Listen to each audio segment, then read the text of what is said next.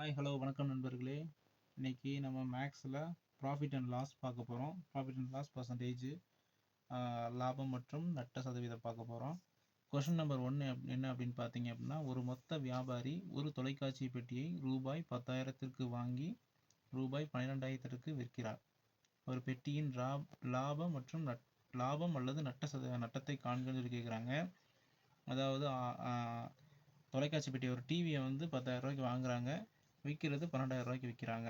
So பேசிக்காக first இதில் என்ன கேட்குறாங்க அப்படின்னா, லாபம் அல்லது நட்டம்னு கேட்டிருக்காங்க. அதாவது மென்ஷன் பண்ணலை, நம்ம இந்த கொஷினை பார்த்தோன்னே புரிஞ்சுக்கலாம். ஃபஸ்ட்டு என்ன அப்படின்னா, ரூபாய் 10,000க்கு வாங்கியிருக்காரு அப்படின்னா அந்த தொலைக்காட்சி பெட்டியோட அடக்க விலை, அதாவது காஸ்ட் ப்ரைஸ் என்ன அப்படின்னு பார்த்தீங்க அப்படின்னா 10,000. செல்லிங் ப்ரைஸ் என்ன அப்படின்னு பார்த்தீங்க அப்படின்னா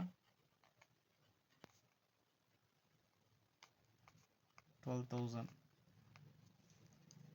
இப்போ நமக்கு வந்து செல்லிங் ப்ரைஸ் வந்து காஸ்ட் ப்ரைஸை விட கூட இருக்குது. ஸோ காஸ்ட் ப்ரைஸை விட கூட இருந்துச்சு அப்படின்னாலே அது வந்து ப்ராஃபிட் தான்.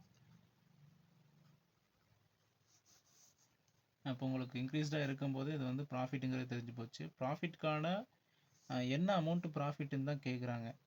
ஸோ நமக்கு ப்ராஃபிட் அப்படின்னா